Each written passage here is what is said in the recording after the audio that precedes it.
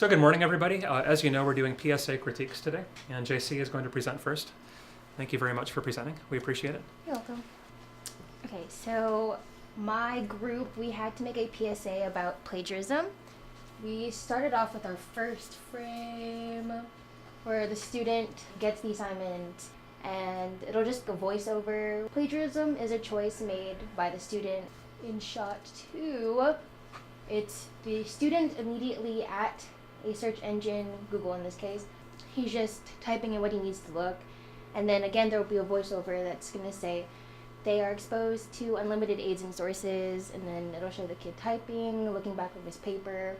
Okay, let's talk about the intro so far, and then we'll come back to the rest of it. What is the rationale that the average student gives for plagiarizing?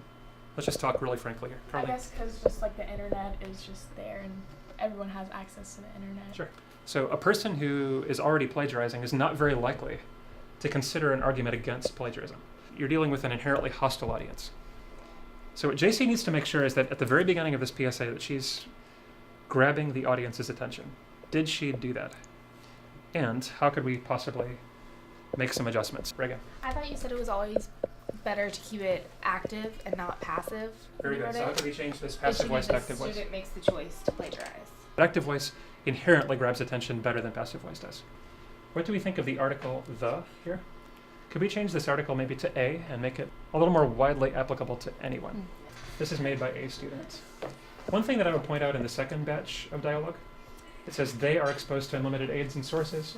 Remember we talked about pronoun consistency? What's the problem with the pronoun they here? Well, you would use he or she. Student is singular. What is they? Is that what you're about to say, Daniel? We could say he or she. I think that's kind of clumsy. I would personally rather make a decision. We have a male being represented in the picture frames. I would probably say he. If it's a girl, you could say she. And you could use that same model student throughout the entire video. Okay, Sarah, walk us through the opening couple of frames.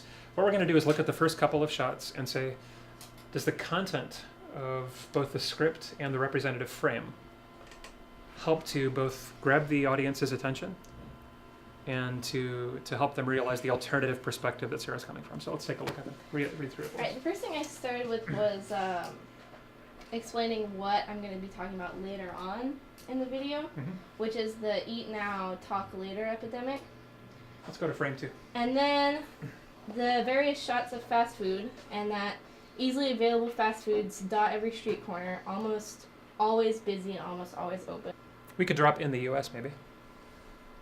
Yeah, because it's certainly not. I mean, if specific. if the PSA is airing in America, I think you can That's always true. make that assumption. Just like in yearbook, we always tell our yearbook writers, don't use the phrase this year, because obviously it happened this year. It's in this year's yearbook.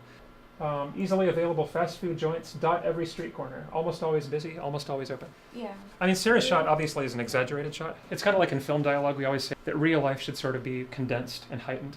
So as we're editing this, let's just say to this, maybe condense. And we will look at a way to possibly condense that later. What I talked about before is that eating fast food, maybe like on the way to work or on the way to school, sort of encourages doing things at the last second. So what I'm talking about here... It's interesting. Sarah is really moving into a commentary on a broader cultural phenomenon, isn't she? Which is cool. I think when a PSA does that, it probably becomes a little bit more relevant. We recommend taking those extra minutes, so like going out of your way to give yourself more time to sit down, eat, and talk to other people. This is really great. I'd like to point out a couple of things. I think this bit of dialogue here is particularly impressive.